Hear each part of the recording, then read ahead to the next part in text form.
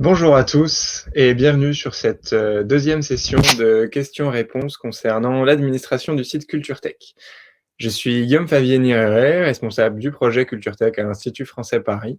Et sur cette deuxième session, je serai à nouveau accompagné de Marie-Charlotte Baoudour qui est en coulisses et qui répondra à toutes vos questions. Alors tout d'abord, des petites informations. Si vous avez des soucis, n'hésitez pas à poser des questions sur le chat général. Marie-Charlotte pourra vous accompagner à leur résolution. Vous avez aussi la possibilité de pouvoir recharger la page de votre navigateur pour relancer la connexion. Et puis, on conseille en général l'utilisation du navigateur Google Chrome pour plus de facilité. Il semblerait que ce soit celui qui fonctionne le mieux. Si les petits bruits du chat vous gênent, vous pouvez cliquer sur la petite cloche en haut à droite de votre écran pour pouvoir justement désactiver les notifications, ce que je viens de faire. Nous avons indiqué quelques questions dans la partie sondage. N'hésitez pas à y répondre plutôt en fin de webinaire.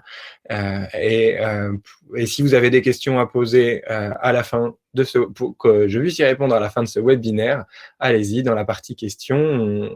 Ce sera justement en seconde partie. Comme c'est la deuxième session, la plupart d'entre vous connaissent, mais voilà, vous avez pu nous poser des questions sur le site CultureTech, dont on vous remettra l'URL.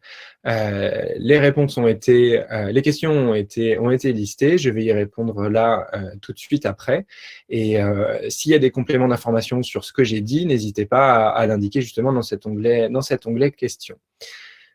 Pour ma part, je vais cacher le chat et je vais pouvoir justement reprendre où j'en étais resté à la session de lundi dernier. Vous avez vu, on varie aussi les horaires et les jours pour permettre à tout le monde de pouvoir y participer.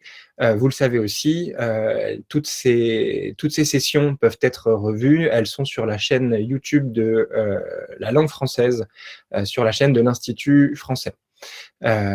Toutes les questions ont été chapitrées sur la précédente vidéo. Elles le seront aussi sur cette vidéo-là. Comme ça, vous pourrez beaucoup plus facilement aller voir la réponse qui vous concerne. Il me semble que c'est bon et je vais donc pouvoir reprendre où j'en étais en corrigeant deux choses que j'ai pu dire dans la précédente session. Tout d'abord, on a parlé de l'éditorialisation des pages. Vous l'avez compris, sur le site de CultureTech, il y a une partie monde et il y a une partie locale, nationale. Vous pouvez ne pas toucher à la partie nationale, ce qui fait que CultureTech aura la même apparence que pour la majorité des utilisateurs. Nous n'encourageons pas particulièrement à l'éditorialisation locale, mais sachez que c'est possible, que vous pouvez le faire. Et là, on vous accompagne avec grand plaisir. Mais c'était vraiment pas une injonction à ce que vos pages soient forcément éditorialisées localement. On sait que c'est quelque chose qui prend beaucoup de temps. Nous, on y passe pas mal de temps.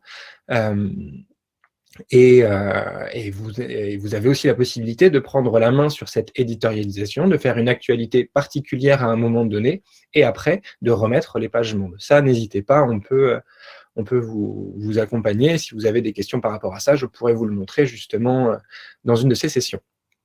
Et deuxième chose, et tout de suite, je vais aller sur le partage d'écran donc pour vous montrer en direct CultureTech. C'était par rapport à la...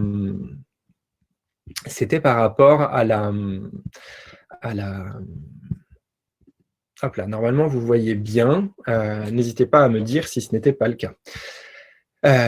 Et donc, la question sur laquelle je n'ai pas forcément très bien répondu, c'était au niveau des dates d'inscription, de savoir comment identifier les utilisateurs qui s'étaient inscrits avant ou après une telle date. Quelqu'un d'entre vous, alors je ne sais plus qui c'était, j'ai une mémoire que c'était Justine, mais je ne suis pas certain, avait suggéré justement d'utiliser des fonctionnalités de l'annuaire. Et bien justement, j'avais oublié cette fonctionnalité-là et je vais vous la montrer parce qu'elle est bien plus pratique que ce que je vous avais proposé. Donc, quand on est identifié sur CultureTech avec son compte administrateur, on a une petite barre noire en haut qui vous permet d'aller à l'administration de la plateforme. Voilà. J'ai zoomé un tout petit peu mon écran pour que vous puissiez avoir justement, pour que vous puissiez voir un peu plus facilement ce que je vais faire. Donc, je vais ici dans la partie portail. Je vais cliquer ici sur l'écrou et les paramètres. Je vais là dans l'annuaire. Et vous voyez ici, donc si vous avez l'annuaire ici de Culture Tech France, et nous avons la possibilité justement d'affiner les critères de recherche et notamment de date de création de compte. Par exemple, si vous voulez savoir tous les utilisateurs qui se sont connectés, alors il n'y en aura peut-être pas beaucoup sur Culture Tech France, mais le 20 mars 2020, eh bien, vous indiquez la date et vous validez. Et vous voyez, effectivement, il y en a eu 2 ici. Si vous voulez savoir ceux qui se sont connectés avant cette date-là, alors après, pardon, cette date-là, je me trompe tout le temps, c'est supérieur ou égal. Donc, tous les comptes qui sont créés après le 20 mars 2020, vous voyez, sur notre annuaire à nous, il y en a 89. À l'inverse, si vous voulez savoir ceux qui ont été créés avant, vous utilisez ce signe-là, qui est donc inférieur ou égal, vous lancez la recherche, et donc vous voyez le nombre, et ici c'est 544. Voilà. Et de la même manière, vous avez la possibilité ici de définir des tranches d'inscription. Donc si par exemple vous voulez savoir le nombre d'utilisateurs qui se sont inscrits pendant le mois de mars, vous allez indiquer donc les dates, voilà, et vous lancez rechercher. Et voilà, et donc on sait que sur Culture Tech France, il y a eu 91 inscrits. Alors c'est pas Culture Tech France, mais je vous passe les détails. Mais pendant le mois de mars, voilà. Cette méthode est quand même beaucoup plus simple que ce que j'avais pu vous présenter. Donc merci beaucoup à Justine ou aux collègues qui nous avaient rappelé cette fonctionnalité parce que franchement, elle est très utile et elle est tout à fait efficace. Voilà, donc je reprends la suite de mes questions. On était sur des questions qui étaient très techniques sur le fonctionnement de Culture Tech, et notamment une des questions qui était sur les dimensions des pages, des images que l'on partage ici à cet endroit-là sur les encarts d'actualité. Ici, ce que nous faisons, c'est que, et nous l'indiquerons, Marie-Charlotte va vous le mettre dans le chat, nous utilisons des images qui ont 974 x 457 pixels. Cette largeur, c'est notamment le 974 qui nous intéresse, permet d'avoir un remplissage sur toute la largeur de l'écran. Vous voyez, on peut passer ensuite d'une image à l'autre et on voit bien toutes les images qui sont bien sur toute la largeur de l'écran. Voilà. Le 457, c'est une question de hauteur, c'est pour avoir un standard. Ça, c'est pour ces encarts d'actualité, 974 pixels x 457. Voilà. Ce qui est important, c'est que vous ayez cette largeur de 974, vous pouvez la conserver et que vous ayez toujours la même taille. Mais ça permet d'affiner notamment le filtre. Vous voyez que l'on opère un filtre sur toutes ces images avec ces rayures. Ces rayures, elles sont là aussi pour plusieurs raisons. Elles sont là pour parfois cacher la mauvaise qualité des images. Pour pas que les images soient trop lourdes et que les pages de Culture Tech puissent se charger rapidement. Elles sont aussi là pour donner une identité graphique au site. Il avait beaucoup évolué il y a de cela 4 ans et ce fonctionnement et cette apparence fonctionne très bien. Et donc ce filtre a lui-même cette taille-là. Voilà. Les autres dimensions d'image, c'était une question qui n'était pas forcément posée, mais je descends tout en bas de la page d'accueil et vous pouvez voir qu'il y a à cet endroit-là un petit encart. Moi, j'ai indiqué « Redécouvrez nos anciennes actus » ici. Là, cette image, et donc c'est les mêmes qui sont là quand on clique ici. La dimension, la largeur, c'est 1623 sur 400 pixels de hauteur.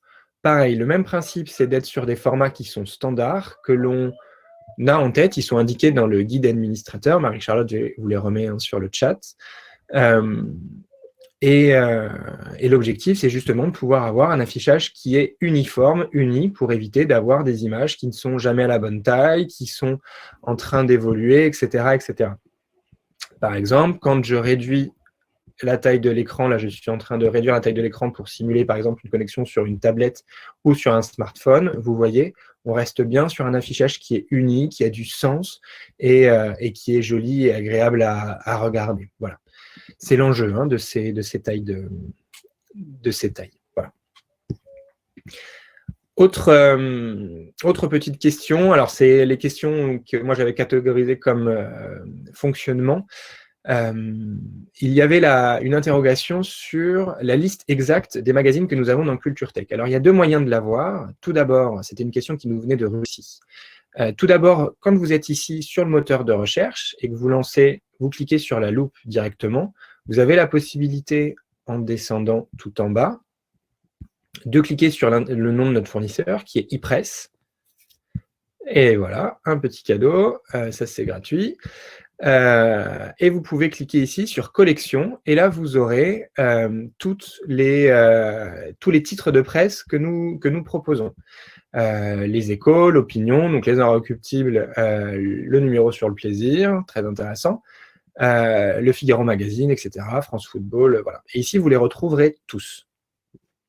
Je crains un peu de revenir en haut de la page, donc je vais faire une petite astuce. Voilà. Une autre chose que l'on vous propose aussi, je vais vous partager un document. Je vais essayer de le retrouver. C'est dans le guide, c'est dans le catalogue des ressources.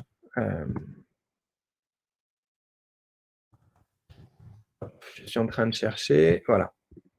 Je vous le partage. Normalement, vous l'avez.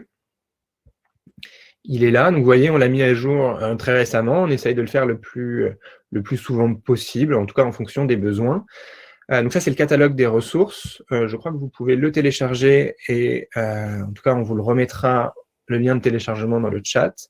Quand vous allez, donc ce catalogue présente toutes les ressources qui sont dans Culture Tech. Et si vous allez à la dernière page, hop, j'y vais, c'est la 31e. Donc, il y en a beaucoup parce qu'on avait aussi listé tous les ouvrages de littérature. C'était une demande que vous aviez. Donc, ils sont tous présents. Elle est toujours à jour, mais on ne sait pas si on le laissera. Mais en tout cas, dans la dernière page du guide des ressources, vous avez ici tous les titres de presse que nous proposons. Voilà, c'est sur la page 31 du catalogue. Voilà pour cette question. Une question qui nous vient de Chypre, qui était, donc là je vais entamer un nouveau volet qui est autour des enjeux justement de l'inscription. Je vais laisser un peu ce bel écran et je vais revenir après sur le partage d'écran. On entame donc cette session sur les inscriptions et la question c'était par rapport à la période d'essai que nous avions fait. Vous savez que quand on est sur Culture Tech, on a la possibilité, j'y retourne, hop là. On a la possibilité donc de proposer une session d'essai aux utilisateurs. Il faut revenir là, donc dans l'espace d'administration, vous cliquez sur Paramètres.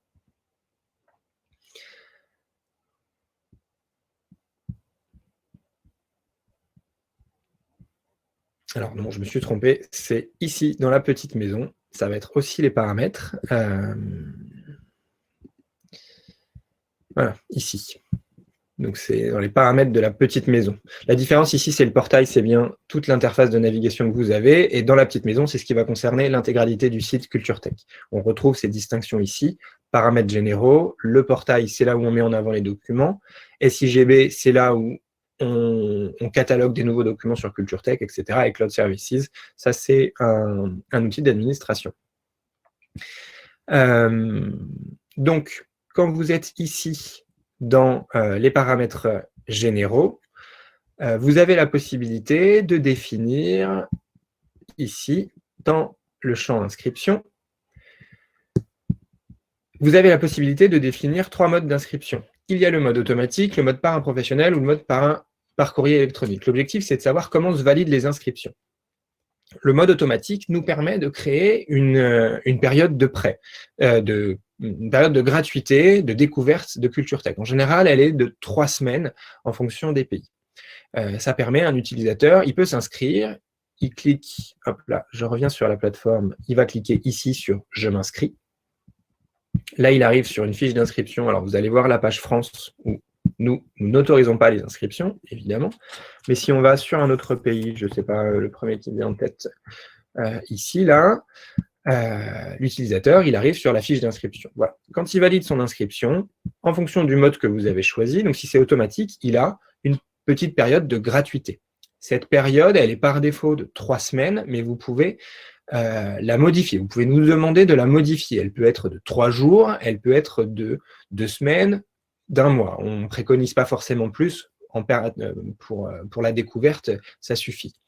Dans cette période où justement il y a du confinement, où on peut en profiter pour avoir une opération de communication particulière pour essayer de rendre service aux gens qui sont bloqués chez eux, qui ne peuvent pas se déplacer, pour accompagner les apprenants qui justement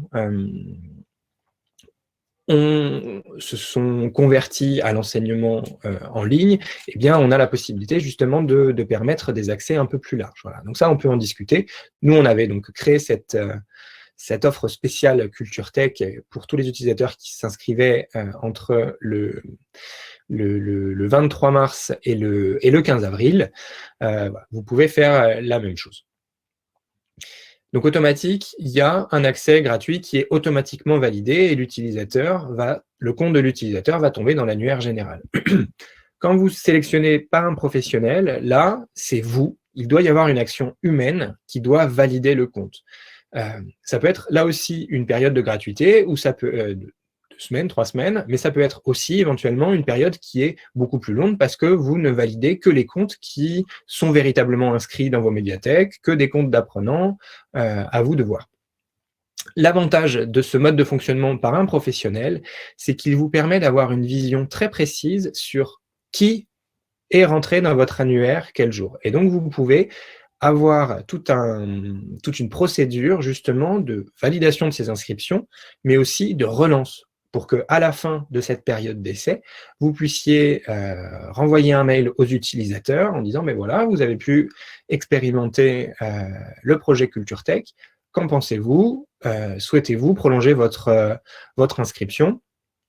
pour permettre justement de séduire de nouveaux abonnés, pour séduire de nouveaux apprenants, etc.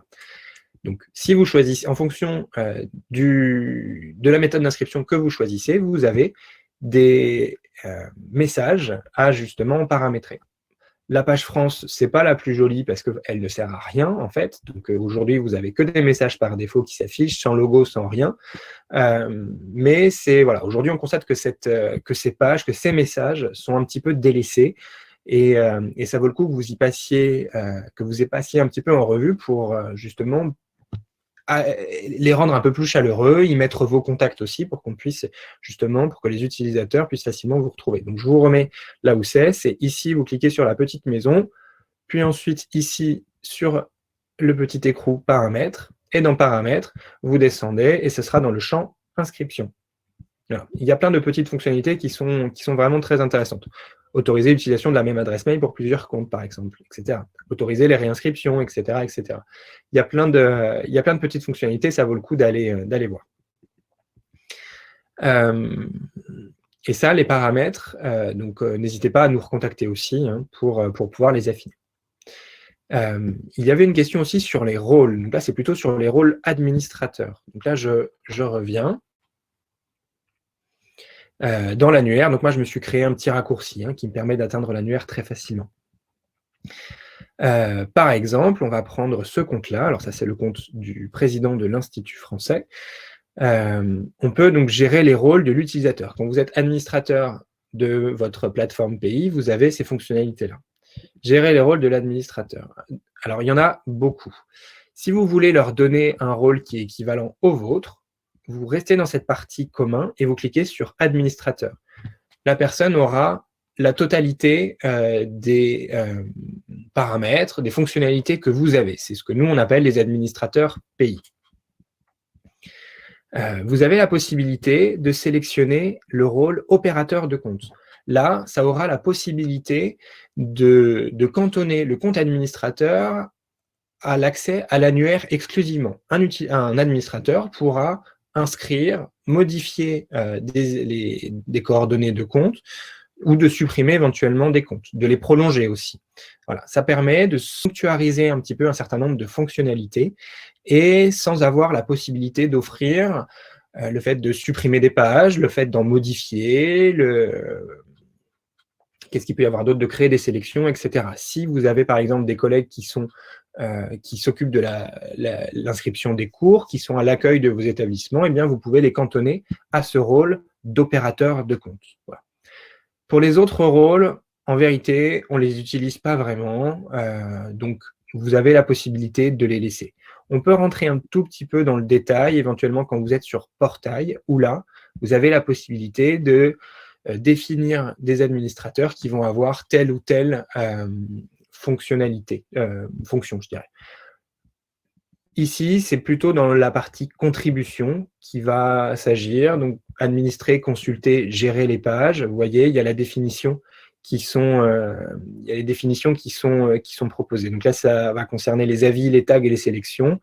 Un peu plus loin, on va pouvoir trouver justement définir un peu plus finement comment gérer les utilisateurs. Voilà.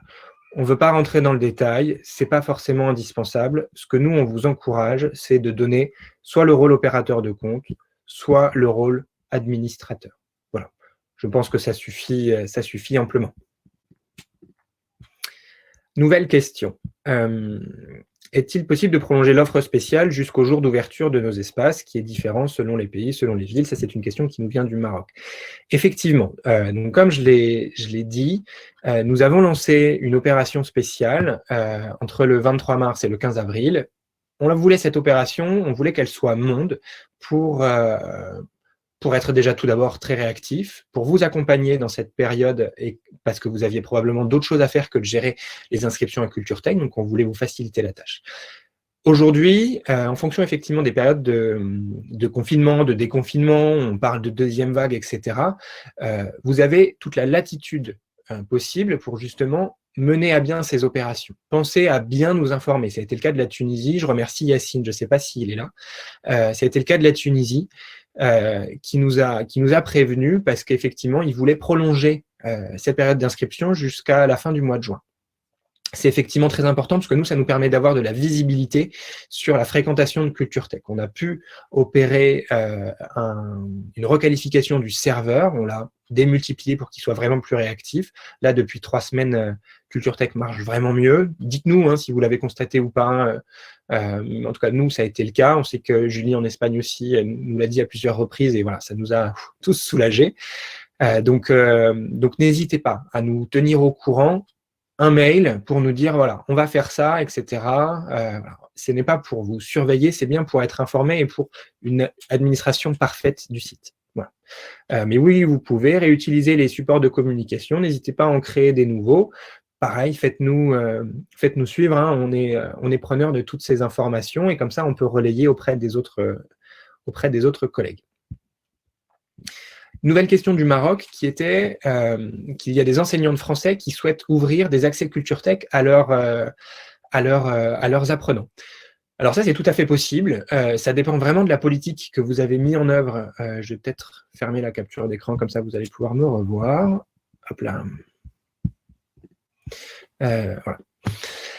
Donc ça, c'est tout à fait possible. Nous, la politique que l'on vous encourage à mener pour les inscriptions de Culture Tech, c'est que toute personne qui a qui est abonné à la médiathèque ou qui suit un cours de langue, eh bien, il a automatiquement un accès à Culture Tech. Ça, on vous encourage à ne pas le rendre payant de manière supplémentaire. Donc, si un enseignant qui enseigne chez vous, dans l'Institut français ou dans l'Alliance française, veut ouvrir des accès à ses étudiants, il le peut sans problème. Par contre, là, il faut voir, il faut dans tous les cas un accès pour chacun des étudiants, ils doivent vraiment être nominatifs, on ne peut pas proposer un accès pour toute la classe. Il faut donc voir comment inscrire peut-être 10-15 personnes d'un coup. Est-ce que c'est l'enseignant qui peut, dans un temps donné, inscrire tous ses élèves? Est-ce que le bureau des cours peut recueillir toutes les informations, remplir un tableau Excel? Là aussi, on peut vous l'envoyer. N'hésitez pas à nous contacter ce tableau Excel, nous, on le récupère. Quand il y a plus d'une centaine de comptes, on peut inscrire massivement ces utilisateurs sur CultureTech. Donc, n'hésitez pas à mener ces campagnes d'inscription ou de réinscription massivement. La plateforme, elle est faite pour ça. Donc, et on est là, nous, en relais, Marie-Charlotte, Sylvie et moi, on est là en relais pour vous accompagner. Donc, c'est bien fait pour ça. Par contre, effectivement, pas d'utilisation multiple avec un seul compte. Voilà. L'enseignant ne prête pas ses coordonnées de compte CultureTech. Une nouvelle question. Est-ce que le pays peut changer, compléter ou modifier le message envoyé automatiquement aux inscrits directement via la plateforme? Tout à fait. C'est ce que j'ai montré tout à l'heure. Je le remonte très rapidement parce que c'est important et qu'on l'a un peu tous délaissé. Hein. Moi, on ne vous a pas forcément beaucoup accompagné dessus. Vous cliquez ici dans l'espace d'administration sur la petite maison, l'écrou. Vous cliquez sur paramètres. Vous descendez, vous restez ici bien dans paramètres généraux, vous descendez ici dans l'inscription, et là, voilà, vous avez les messages. Bienvenue sur CultureTech, votre compte a été créé, vous identifiant, vous avez été envoyé par mail. Donc ça, c'est le message qui s'affiche sur la plateforme.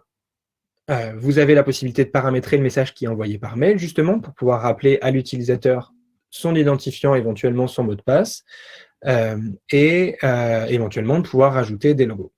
Alors, j'ai un petit message de la part de Marie-Charlotte. Je ne suis plus en partage d'écran. C'est vrai. Merci. Voilà.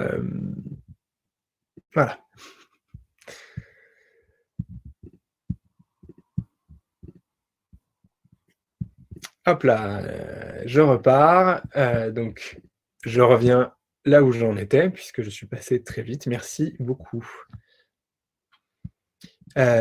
Donc, vous cliquez sur la petite maison dans l'espace d'administration, vous cliquez sur la petite roue dentée, vous cliquez sur le paramètre, et là, toujours dans les paramètres généraux, alors je vais remonter, on arrive ici, on descend, on déplie ici le petit champ inscription.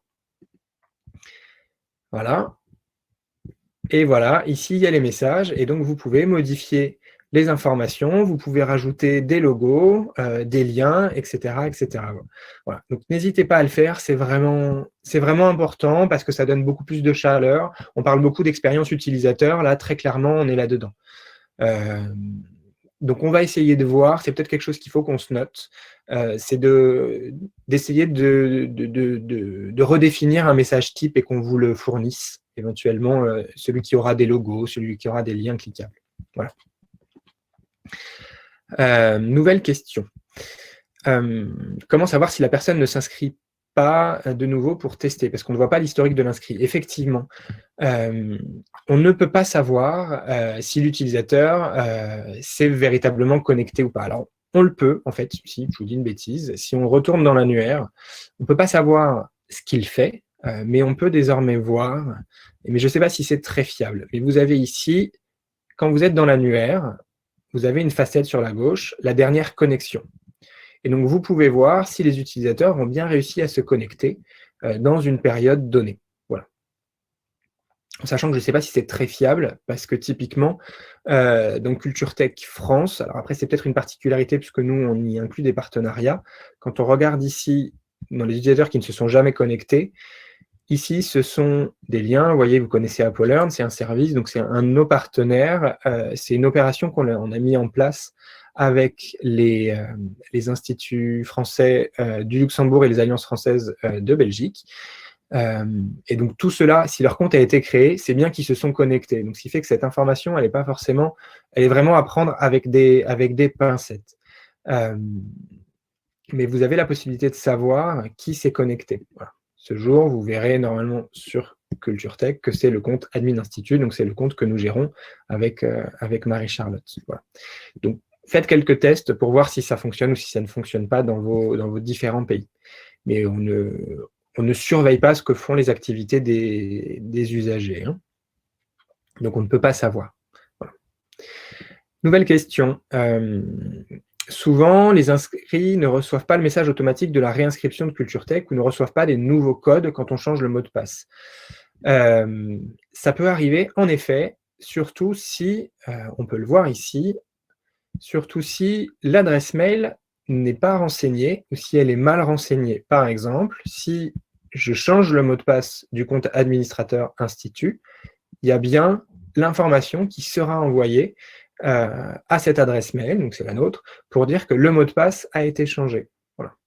On a aussi la possibilité, je vais retourner, je vais rester ici, on a la possibilité, je ne sais pas si vous l'avez vu, mais quand par exemple vous créez un compte, où vous modifiez le compte de l'utilisateur et que vous voulez aller vite et que vous lui dites, ben voilà, votre nouveau mot de passe, ça va être 000, je ne vais pas le faire parce que notre mot de passe il fonctionne bien pour l'instant, vous avez la possibilité de cocher cette case, l'utilisateur doit changer le mot de passe à la prochaine connexion, et quand vous validez, donc ce sera effectif, et là ça permettra d'avoir un message dès la première connexion, qui va obliger l'utilisateur à changer de mot de passe. Donc ça vous permet à un moment aussi de créer facilement des comptes, avec des mots de passe qui sont simples à retenir pour les utilisateurs.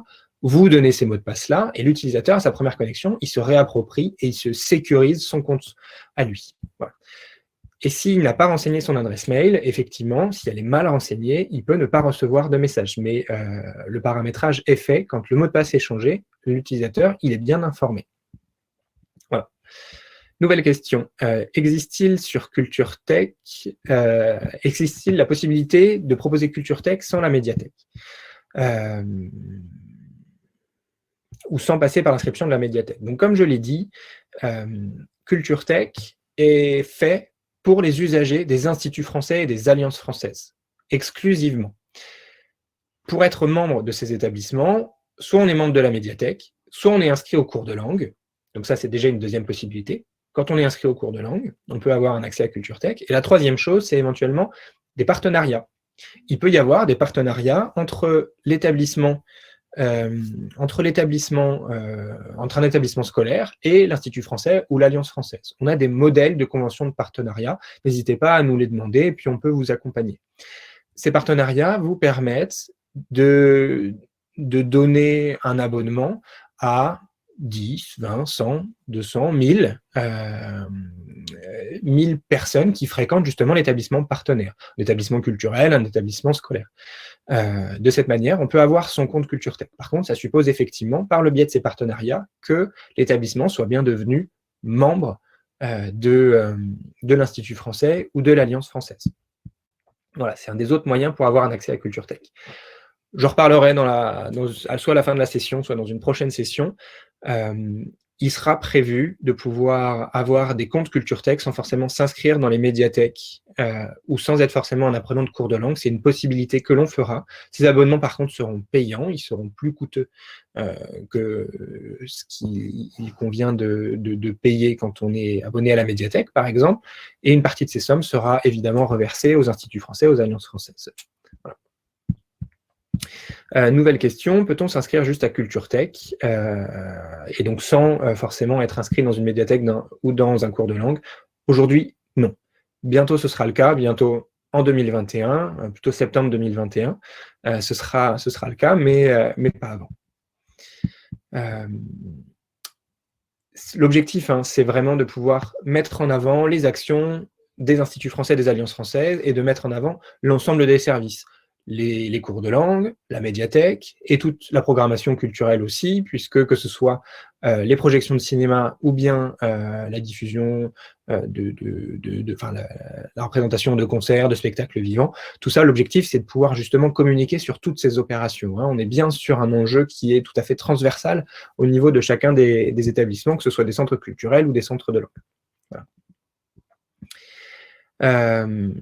Une question par rapport à l'offre spéciale, qui est, est-ce qu'il est prévu d'envoyer un mail à tous les abonnés, notamment qui en ont bénéficié? Alors oui, c'est le travail de la semaine prochaine, de définir justement un mail type qui va être envoyé à tous les utilisateurs. Donc il y en a eu beaucoup. Il y a plus de 40 000 personnes qui se sont inscrites en un mois sur CultureTech. C'est multiplié par 3, par 4 dans certains pays par rapport à d'habitude.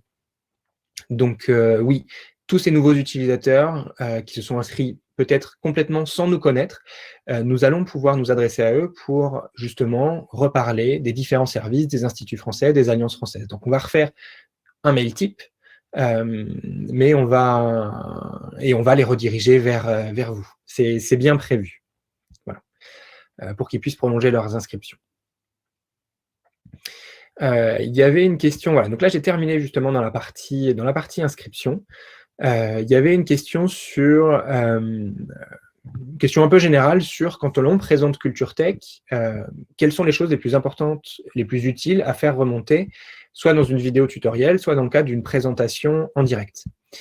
Alors c'est très simple, il faut être déjà très succinct. Culture Tech, quand vous devez le présenter, une vidéo tuto, c'est de 3 minutes, vraiment maximum. Pareil, quand vous êtes dans votre médiathèque ou quand vous êtes en train de présenter le service, quand par exemple il y a un ordinateur ou une tablette que vous avez en main, il faut être là aussi très rapide. Il faut être très rapide déjà pour 2 raisons. La première, c'est que Culture Tech, c'est assez simple. Le fonctionnement, il est quand même assez intuitif. Et 2, les gens n'ont pas forcément beaucoup de temps. Et si vous prenez trop de temps pour expliquer un service, le service, eh bien, il sera jugé un petit peu complexe. Donc, quand vous présentez Culture Tech, il y a 3 choses à dire très simples. Tout d'abord, c'est la bibliothèque numérique des instituts français et des alliances françaises. On a un compte quand on est membre d'un IF ou d'une AF. Point. Ça, c'est indispensable de le dire. Ensuite, il y a 2 choses que vous devez montrer, c'est comment on accède aux documents. Et en général, moi, j'invite à montrer justement, réellement, comment on accède aux documents pour montrer à quel point c'est facile et intuitif. Pour accéder aux documents, donc vous expliquez, il y a 2 choses. Tout d'abord, on y accède. Alors, j'ai un petit souci d'affichage, voilà, parce que j'ai une définition d'écran qui était un peu petite. Voilà. 2 moyens pour accéder à un document. Soit vous utilisez les différentes pages, donc soit la page d'accueil, soit dans les différents menus. Donc, par exemple, vous montrez ici, eh bien voilà, sur Culture Tech, vous pouvez accéder à de la presse. Et vous arrivez, ici, le journal L'Actu, et vous montrez. Ah, et une petite erreur d'authentification. Voilà, et ça arrive. J'aurais dû préparer, et donc on a un souci. On va voir ce dont il s'agit. Forcément. Donc, vous montrez un autre document, vous vous excusez, vous dites, écoutez, je ne comprends pas, d'habitude, ça fonctionne très très bien, on doit avoir un petit bug, ce qui est le cas. Ah, on a un problème sur tous les documents. Énorme. Je vais en tester un 3e, sinon je ne vous cache pas que ça va être compliqué. Je vais tester une BD. Où sont les bandes dessinées? Ici, hop. Qu'est-ce que ça donne? Je pense qu'on a un souci sur Culture Tech directement. Je vais demander à Marie-Charlotte de regarder. Ouais, c'est ça. On a un petit problème de chargement. Ok, ça y est, je vois ce que j'ai. On a un petit souci, mais c'est très bien qu'on le constate en plein direct. Voilà. Puisqu'on n'arrivait pas à le reproduire. On a eu une mise à jour, pour votre information, on a eu une mise à jour de Culture Tech lundi dernier, et on a constaté ces petits soucis, et là, on l'a reproduit, c'est formidable. Donc, c'est une très bonne nouvelle, ce qui vient de se passer. On reprend. Donc, quand vous présentez Culture Tech, donc là, il m'a suffi de recharger la page, en fait. Donc, ça va passer, mais voilà, petite solution qui vient en direct. Donc, vous arrivez sur une notice de document, et vous cliquez, et enfin... Ouais, c'est ça, il suffit de recharger les pages. Il y a un truc qui ne se passe pas, et ça, c'est un souci chez Archimède. On va regarder ça. Donc, il faut persévérer. Là, je pense qu'on en a pour quelques minutes. Comme on est en webinaire, ce sera résolu, je pense, avant midi. Si Marie-Charlotte peut peut-être stopper l'administration et de passer un petit coup de téléphone urgent à Archimède pour régler ça en expliquant notre situation. Voilà. Donc, quand vous cliquez sur « Lire la bande dessinée », je reprends, hein, on arrive ici et vous montrez le document. Voilà, comment on le lit, etc. Donc, vous expliquez, ce qu'est Culture Tech en général, comment on accède aux documents, soit par la page d'accueil, soit par les différentes pages, soit en lançant une recherche. Donc, si par exemple, vous cherchez, je ne sais pas moi, un ouvrage sur, j'avais pris le développement, sur l'écologie, on pourrait prendre, je ne sais pas moi, sur le sport, par exemple, si vous cherchez. Ouais, donc forcément, pas accélérer manipulation. Il suffit de recharger la page, hein, c'est vraiment un petit problème rapide. Voilà, si vous lancez une recherche sur le sport, vous allez avoir ici, sur le moteur de recherche, tous les types de documents que vous avez. Par exemple, ah tiens, une émission de radio sur le sport, vous pouvez aller voir. Alors oui, tac, voilà. Et vous voyez, il y a plein de sujets, sport, la fin des records, fête du sport, etc. L'urbanisme, alors non, ça c'est autre chose, etc. Et vous montrez comment ça fonctionne. Donc là, normalement, on devrait avoir un petit... Non, on n'a pas la petite erreur. Non, on arrive directement sur le document et sur la radio. Voilà, ça c'est notre nouveau partenariat avec Radio France, on en est ravis.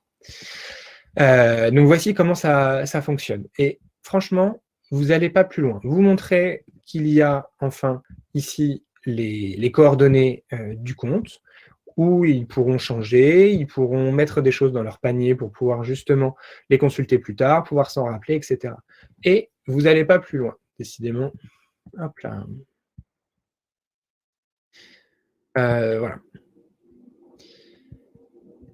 Ensuite, ça c'était donc pour cette petite aparté. Donc dans un tuto, alors vous ne le faites pas en direct comme moi pour ne pas avoir les petits messages d'erreur, vous faites une petite vidéo tuto où vous expliquez, vous pouvez en faire plusieurs sur les différentes fonctionnalités. Ça c'est des choses que nous on va refaire à votre intention, hein, concernant Culture Tech.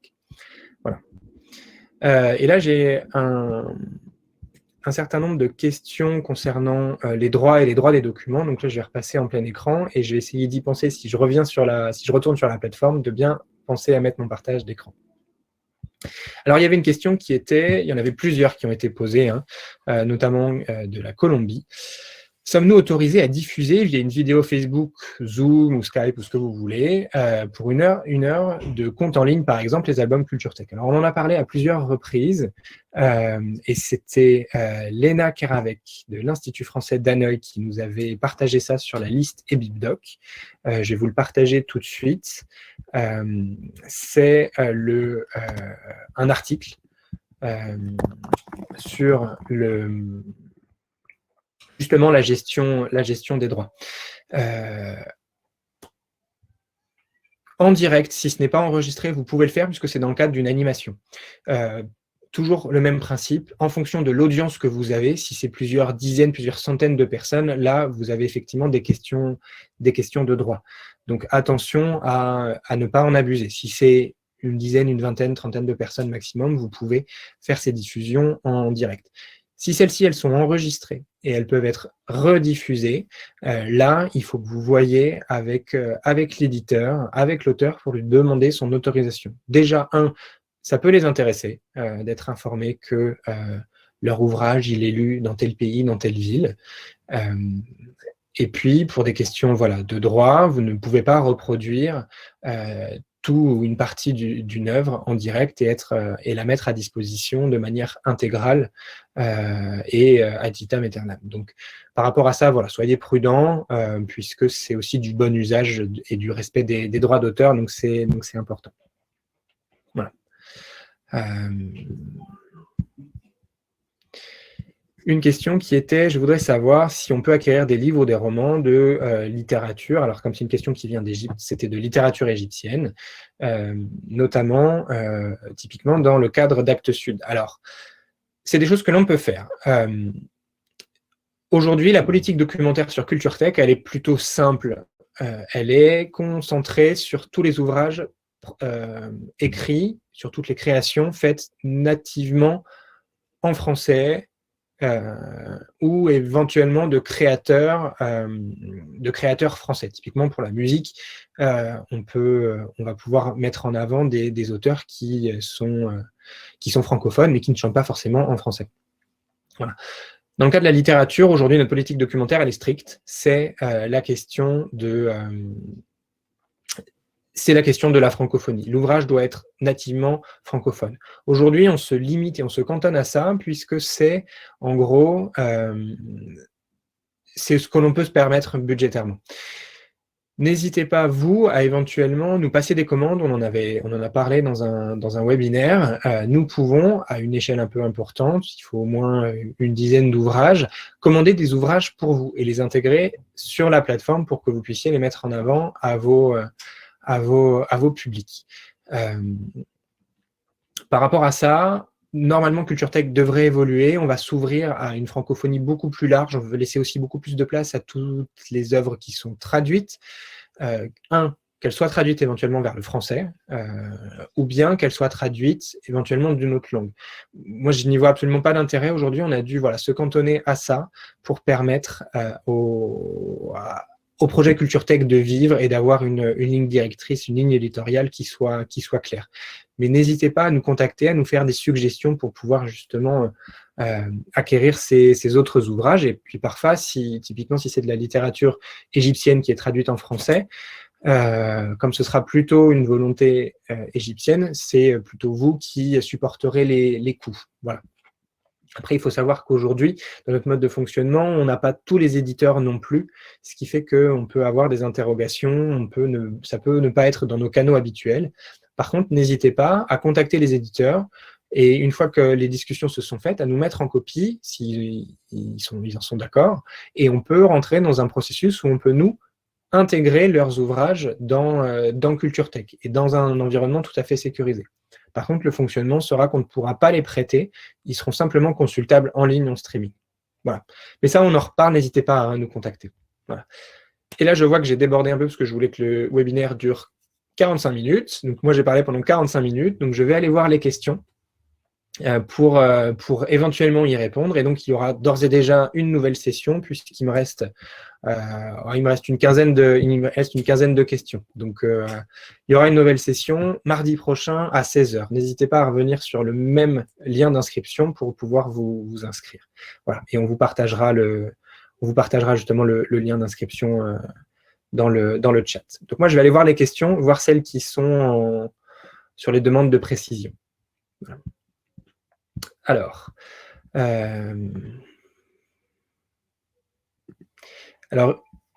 une question de Slavadana. S'il n'y a pas de nouvelles inscriptions, comment on peut utiliser Culture Tech? Alors, je ne suis pas sûr de bien comprendre la question, donc je veux bien une nouvelle, un peu de précision. Voilà.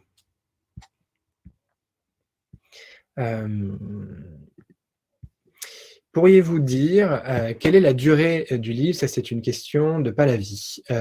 Pourriez-vous nous dire quelle est la durée de livre sur Culture Tech? Un jour, j'ai remarqué un livre audio, après 2 ou 3 jours, il n'était pas là. Est-ce que la disponibilité est mentionnée, quelle que soit dans les informations? Alors oui, tout à fait.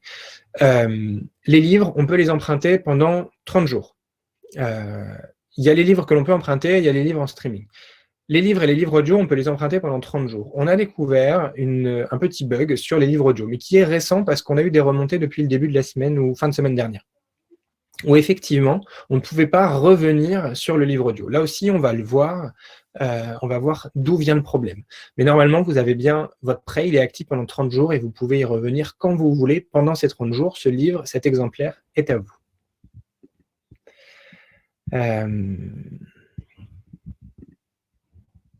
Je trie un peu les réponses. Voilà. Une question de Tatiana. Le nombre de visiteurs qu'affiche le portail pour tel jour, qu'est-ce que c'est exactement? Alors, si on retourne dans le partage d'écran, je suis content, cette fois, je n'ai pas oublié de vous montrer quelque chose que vous ne pouviez pas voir. Si on retourne ici, donc dans l'annuaire, donc on clique ici sur portail et on clique sur annuaire. Donc, la question de Tatiana, c'était qu'est-ce que ça affiche exactement? Donc, on va préciser un petit peu ces facettes. Ici, vous voyez, ça, c'est le nombre de comptes expirés. Donc, il y en a 187 qui ont expiré. Là, il y en a 21 qui n'expirent jamais, dont la date ici n'est pas renseignée. Ça, c'est la dernière connexion. Ce jour, ça veut dire depuis ce matin, minuit. Voilà. Minuit, c'est plutôt heure française. Et ce sera la même chose ici, création cette semaine ou ce jour. C'est le nombre de comptes qui sont créés. Alors cette semaine, c'est sur les 7 derniers jours. Ce mois, c'est sur les 30 derniers jours, etc. Comme ces informations sont plus ou moins floues, on vous encourage à utiliser date de création, date de modification, etc., date d'expiration pour pouvoir, voilà, si vous voulez savoir très clairement le nombre de comptes qui ont été créés à une date donnée, vous la renseignez et vous verrez qu'il y a eu 2 comptes créés ce jour-là. Et ça, vous avez votre stat qui est précisé. Voilà. Question de Mathilde. Est-il possible de programmer un mail de rappel quelques jours avant la fin de l'abonnement? Alors, je ne me souviens plus, mais c'était quelque chose que l'on avait fait. on n'avait pas pu le mettre en œuvre. C'est quelque chose que l'on va garder en mémoire pour la suite. La difficulté, c'est que comme vous avez tous des dates de compte, de création de compte qui ne sont pas forcément les mêmes, par exemple, la difficulté, c'est que quand un utilisateur, par exemple, il s'inscrit pour un compte de 3 semaines, donc il va avoir son expérience pendant 3 semaines. Si on envoie un message à tous les utilisateurs dont le compte expire dans, je ne sais pas, dans 2 ou 3 jours, il n'y aura pas la possibilité de faire une discrimination entre les utilisateurs qui n'ont eu qu'un compte de test et les utilisateurs dont le compte, lui, par contre, ça fait peut-être 2 ans, 3 ans que le compte est actif. Voilà. Donc, on a un petit peu cette difficulté-là. Ce qui fait qu'on a un message général à faire passer. Et là, voilà. Au niveau des paramétrages, c'était la question donc, de Mathilde. Et donc, au niveau des paramétrages, il faut qu'on revoie. C'est une question qu'on va reprendre. Merci Mathilde. Une question de Ménal. Alors, je ne sais pas si je prononce bien, désolé si ce n'était pas correct. Pourriez-vous expliquer comment utiliser Adobe Digital Edition pour emprunter des livres et rendre des livres? Oui, alors c'est prévu dans la prochaine session. Ça, je le ferai, promis. Donc, la session de mardi prochain. Oh là là, la prononciation, je suis désolé, Sledjana. Hop là. Est-ce que l'on peut utiliser le matériel de Culture Tech en classe et comment on peut le faire? Alors oui, absolument. Vous pouvez, et on vous encourage à le faire.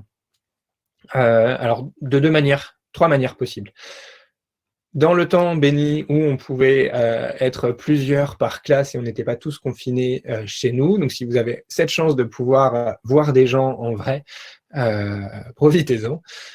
Déjà, vous pouvez leur montrer sur le tableau numérique ou sur un vidéoprojecteur. Vous faites cette projection et vous montrez les différents documents pour justement une découverte commune. De la même manière qu'on va montrer une vidéo YouTube, que l'on va écouter un morceau de musique, etc. Donc ça ne change pas. Ça, vous pouvez montrer sans problème Culture Tech. Si vous voulez que vos apprenants manipulent, par exemple, ce qui peut se faire... Alors, je vais repartager mon écran. Ce qui peut se faire sur certains types de documents, donc sachant que je vais partager mon écran, mais je devrais avoir des petites erreurs 500, puisqu'on a vu qu'elles apparaissaient, sauf si Marie-Charlotte a réussi à régler ça. Dans les ressources de Tout apprendre, par exemple, c'est des choses que vous pouvez faire ensemble. Donc là, j'ai pris au hasard, mais vous imaginez bien qu'un enseignant, lui, aura préparé son cours. Voilà. Si par exemple, vous faites cette leçon, zut, décidément, bon, tant pis. Normalement, on n'était plus censé être sur Flash, donc on n'était pas censé avoir ce problème. Décidément, aujourd'hui, c'est pas le jour. Bref. Dans ces outils de Tout apprendre, vous avez la possibilité justement d'avoir des exercices. Et vous pouvez les faire aux utilisateurs en direct, aux apprenants en direct. Vous pouvez, soit ils le font sur leur téléphone portable, c'est pas toujours évident, mais s'il n'y a que ça comme matériel, sans problème. Vous pouvez le faire éventuellement pareil en projection au tableau, où là, chacun va répondre à 1 ou 2 questions, parce que c'est des exercices en ligne, ces ressources Tout apprendre. Je pense qu'il y en a d'autres qui n'utilisent pas Flash, parce que Flash était quand même une technologie qui avait été largement contre-indiquée. Donc, je vais essayer d'en voir une autre. Pas les réflexes. On va voir si ça fonctionne un tout petit peu mieux. Bah oui, normalement, on n'était pas sur Flash. Donc voilà, typiquement sur les conjonctions de coordination, donc moi qui étais un chef en grammaire, j'ai encore très bien choisi. Voilà. Typiquement, vous pouvez avoir ce type d'exercice. Et donc là, vous pouvez faire ces exercices en direct avec les élèves, ou bien eux, ils peuvent le faire dans la salle informatique, ou bien sur leur téléphone portable, sur les tablettes ou sur des ordinateurs que vous pourrez leur mettre à disposition. Voilà, par exemple, voilà. Et voilà, marque la transition entre 2 idées. C'est un exercice. Voilà. Donc ça, c'est la leçon. Okay, voici. Vous devez les déplacer comme ça. Donc par exemple, ils peuvent le faire ensemble, ils peuvent le faire avec vous. Et après, vous pouvez passer éventuellement sur un exercice qui est libre, où ils peuvent le faire sans vous. Voilà. C'est des exemples d'utilisation. Il est 10h55, donc je vais répondre à une dernière question. Et quand on est, pour finir de répondre à cette question, quand on est à distance, on peut partager, évidemment, de la même manière que je le fais, on peut partager son écran pour montrer les exercices, ou on peut transférer des liens aux apprenants pour qu'ils puissent faire les exercices en direct. Une question de Lola pour avoir accès aux statistiques. Alors du coup, ce sera prévu dans la prochaine session, mais c'est bien prévu et on va vous montrer le fonctionnement puisque vous avez été beaucoup à nous poser ces questions de statistiques. Mais c'est la prochaine session qui sera consacrée aux statistiques et à la consultation encore de quelques documents. Une question sur le prêt, et ce sera, si vous le voulez bien, ne sera peut-être pas la dernière, parce qu'il y en a d'autres, on va voir. J'ai trouvé un livre qui m'intéressait, j'ai voulu l'emprunter, or je reçois le message, les droits de prêt pour ce document sont épuisés. Voilà. Déception, pourquoi est-il toujours au catalogue? Alors, c'est un fonctionnement qu'ont mis en place les éditeurs de livres en lien avec les libraires français. C'est le système que l'on utilise. Aujourd'hui, pour vous donner un ordre d'idée, on va aller voir un bouquin. Je vais à nouveau partager mon écran.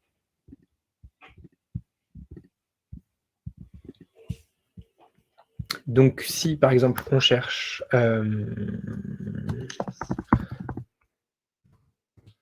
auteur d'un livre, Scholastic Mukasonga, vous pouvez voir ici, donc vous avez la fiche du livre. Ici, vérification des exemplaires disponibles, en fait, ça renvoie à un lien qui est sous la page. Et vous pouvez voir, vous en tant qu'administrateur, vous pouvez le voir, vos utilisateurs ne peuvent pas le voir.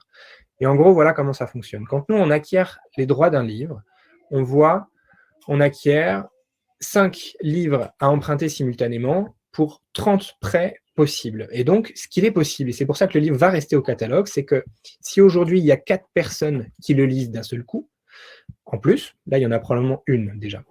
Et s'il y a 4 personnes, s'il y a en tout, donc, les accès simultanés tombent à 0, plus personne ne pourra lire le livre à l'instant T. Par contre, il sera possible de le réserver. Ce sera indiqué ici réservé, ce ne sera pas indiqué téléchargé. Je le montrerai dans la prochaine session comment on télécharge. Les accès restants, eux, ils seront toujours possibles. C'est-à-dire que quand un livre sera rendu par un des usagers ou que la date de prêt sera arrivée à échéance, c'est 30 jours, si l'utilisateur ne le rend pas plus vite, le livre va à nouveau être disponible. Donc les personnes qui l'auront réservé seront notifiées de la disponibilité du livre. Donc c'est pour ça que le livre reste en catalogue, pour qu'il y ait la possibilité de le réserver. Voilà.